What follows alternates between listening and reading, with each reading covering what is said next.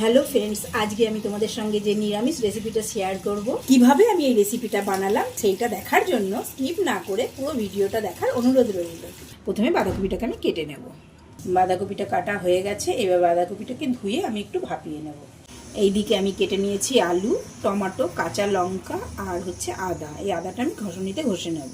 আর এইদিকে আমি কিছু ছোলার ডাল রাত্রিরে ভিজিয়ে রেখেছিলাম, এইগুলো মিক্সিতে পেস্ট করে নেওয়া যাক। চলো, এর মধ্যে দুটো কাঁচা লঙ্কা দিয়ে এটা আমি মিক্সিতে পেস্ট করে নেব। এবার এই পেস্ট করা ডালটার মধ্যে দিয়ে দেবো কিছুটা নুন আর হলুদ। এইবার এই ছোলার ডালটা আমি ছোট ছোট বড়ার আকারে ভেজে নেব। বড়াগুলো এক পিঠ ভাজা হয়ে গেছে, এবার এগুলোকে আমি উল্টে দেবো। এবারে এই তেলে কিছুটা বাদাম আমি ভেজে নেব। এইবার আমি ওই তেলের মধ্যেই দিয়ে দেবো 5 ফোড়ন আর শুকনো লঙ্কা। এইবার এই আলুগুলোকে দিয়ে দেবো। নুন আর হলুদ দিয়ে আলুগুলোকে ভালো করে ভেজে নেব। আলুগুলো প্রায় ভাজা হয়ে গেছে, এইবার দিয়ে দেবো টমেটো আর আদা বাটা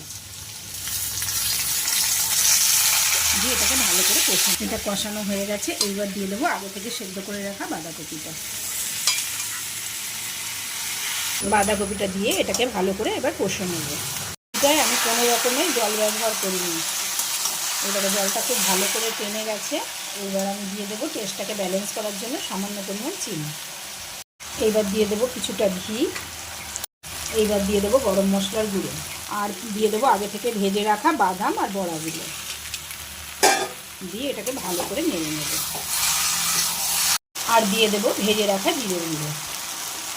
এই রকম নতুন নতুন ভিডিও দেখতে আমার চ্যানেলটাকে সাবস্ক্রাইব করে বেল আইকনে ক্লিক করে আমার পাশে থেকো। এইভাবে এই রেসিপিটা বানাবে, এতে টেস্ট দ্বিগুণ বেড়ে যাবে।